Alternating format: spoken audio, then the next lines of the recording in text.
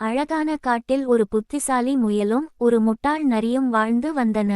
முயல் எப்போதும் அமைதியாகவும் சிந்தித்து செயல்படுவதிலும் வல்லவன்.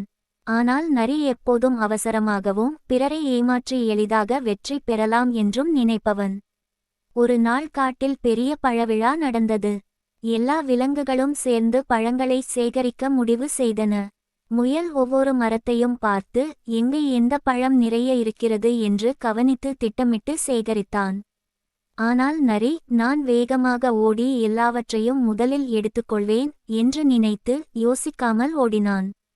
அவசரத்தில் ஓடிய நரி ஒரு ஆழமான குழியில் விழுந்தான். வெளியே வர முடியாமல் தவித்தான். உதவி கேட்டு கத்தினான்.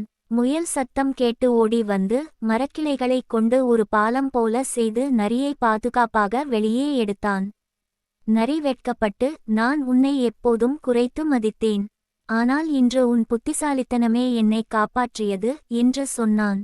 முயல் சிரித்துக்கொண்டு, வேகம் மட்டும் போதாது, சிந்தனையும் பொறுமையும் இருந்தால்தான் உண்மையான வெற்றி கிடைக்கும் என்றான். அதன்பின் நரி முயலிடம் இருந்து திட்டமிட்டு செயல்பட கற்றுக்கொண்டான்.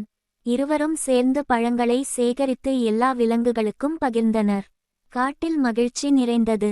நீதி: அவசரப்படாமல் சிந்தித்து செயல்பட்டால் மட்டுமே வாழ்க்கையில் உண்மையான வெற்றியும் பாதுகாப்பும் கிடைக்கும்.